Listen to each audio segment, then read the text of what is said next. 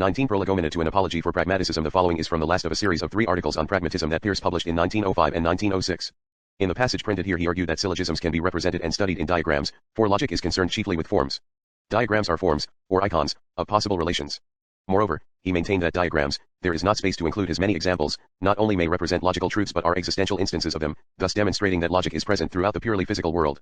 In this selection, except in the footnote, words in brackets are Peirce's. Source, The Monist 16, January 1906 492-97. Come on, my reader, and let us construct a diagram to illustrate the general course of thought, I mean a system of diagrammatization by means of which any course of thought can be represented with exactitude. But why do that, when the thought itself is present to us? Such, substantially, has been the interrogative objection raised by more than one or two superior intelligences, among whom I single out an eminent and glorious general. Recluse that I am, I was not ready with the counter-question, which should have run, General, you make use of maps during a campaign, I believe. But why should you do so, when the country they represent is right there? Thereupon, had he replied that he found details in the maps that were so far from being right there, that they were within the enemy's lines, I ought to have pressed the question, am I right, then, in understanding that, if you were thoroughly and perfectly familiar with the country, as, for example, if it lay just about the scenes of your childhood, no map of it would then be of the smallest use to you in laying out your detailed plans? To that he could only have rejoined, no, I do not say that, since I might probably desire the maps to stick pins into, so as to mark each anticipated day's change in the situations of the two armies. To that again, my rejoinder should have been, well, General, that precisely corresponds to the advantages of a diagram of the course of a discussion. Indeed, just there, where you have so clearly pointed it out, lies the advantage of diagrams in general.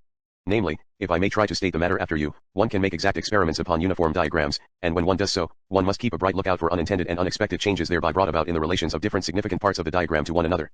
Such operations upon diagrams, whether external or imaginary, take the place of the experiments upon real things that one performs in chemical and physical research. Chemists have ere now, I need not say, described experimentation as the putting of questions to nature. Just so, experiments upon diagrams are questions put to the nature of the relations concerned. The general would here, maybe, have suggested, if I may emulate illustrious warriors in reviewing my encounters in afterthought, that there is a good deal of difference between experiments like the chemists', which are trials made upon the very substance whose behavior is in question, and experiments made upon diagrams, these latter having no physical connection with the things they represent. The proper response to that, and the only proper one, making a point that a novice in logic would be apt to miss, would be this: you are entirely right in saying that the chemist experiments upon the very object of investigation, albeit, after the experiment is made, the particular sample he operated upon could very well be thrown away, as having no further interest. For it was not the particular sample that the chemist was investigating, it was the molecular structure. Now he was long ago in possession of overwhelming proof that all samples of the same molecular structure react chemically in exactly the same way, so that one sample is all one with another. But the object of the chemist's research, that upon which he experiments, and to which the question he puts to nature relates, is the molecular structure, which in all his samples has as complete an identity as it is in the nature of molecular structure ever to possess. Accordingly, he does, as you say, experiment upon the very object under investigation. But if you stop a moment to consider it, you will acknowledge, I think, that you slipped in implying that it is otherwise with experiments made upon diagrams. For what is there the object of investigation? It is the form of a relation. Now this form of relation is the very form of the relation between the two corresponding parts of the diagram.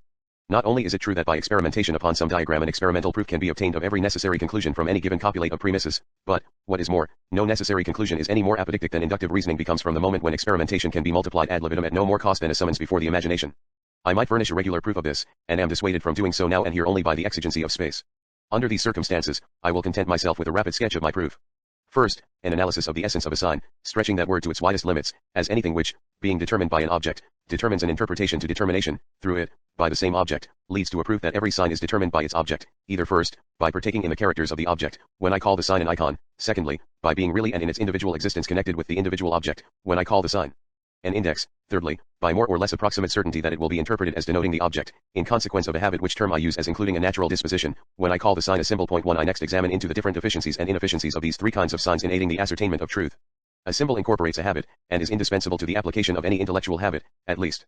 Moreover, symbols afford the means of thinking about thoughts in ways in which we could not otherwise think of them. They enable us, for example, to create abstractions, without which we should lack a great engine of discovery. These enable us to count, they teach us that collections are individuals, individual equals individual object, and in many respects they are the very warp of reason. But since symbols rest exclusively on habits already definitely formed but not furnishing any observation even of themselves, and since knowledge is habit, they do not enable us to add to our knowledge even so much as a necessary consequent, unless by means of definite preformed habit. Indices, on the other hand, furnish positive assurance of the reality and the nearness of their objects. But with the assurance there goes no insight into the nature of those objects. The same perceptible may, however, function doubly as a sign. That footprint that Robinson Crusoe found in the sand, and which has been stamped in the granite of fame, was an index to him that some creature was on his island, and at the same time, as a symbol, called up the idea of a man. Each icon partakes of some more or less overt character of its object. They, one and all, partake of the most overt character of all lies and deceptions, their overtness. Yet they have more to do with the living character of truth than have either symbols or indices. The icon does not stand unequivocally for this or that existing thing, as the index does. Its object may be a pure fiction, as to its existence. Much less is its object necessarily a thing of a sort habitually met with. But there is one assurance that the icon does afford in the highest degree. Namely, that which is displayed before the mind's gaze, the form of the icon, which is also its object, must be logically possible. That which we can learn from this division is of what sort a sign must be to represent the sort of object that reasoning is concerned with. Now reasoning has to make its conclusion manifest. Therefore, it must be chiefly concerned with forms, which are the chief objects of rational insight. Accordingly, icons are specially requisite for reasoning. A diagram is mainly an icon, and an icon of intelligible relations. It is true that what must be is not to be learned by simple inspection of anything. But when we talk of deductive reasoning being necessary, we do not mean, of course, that it is infallible. But precisely what we do mean is that the conclusion follows from the form of the relation set forth in the premise. Now since a diagram, though it will ordinarily have symboloid features, as well as features approaching the nature of indices, is nevertheless in the main an icon of the forms of relations in the constitution of its object, the appropriateness of it for the representation of necessary inference is easily seen. Thought is not necessarily connected with the brain. It appears in the work of bees, of crystals, and throughout the purely physical world, and one can no more deny that it is really there, than that the colors, the shapes, etc. of objects are really there. Consistently adhere to that unwarrantable denial, and you will be driven to some form of idealistic nominalism akin to Fichte's. Not only is thought in the organic world, but it develops there. But as there cannot be a general without instances embodying it, so there cannot be thought without signs. We must here give sign a very wide sense, no doubt, but not too wide a sense to come within our definition. Note 1. In the original publication of this division, in 1867 in selection 3 of this volume, the term representamen was employed in the sense of a sign in general, while sign was taken as a synonym of index, and an icon was termed a likeness.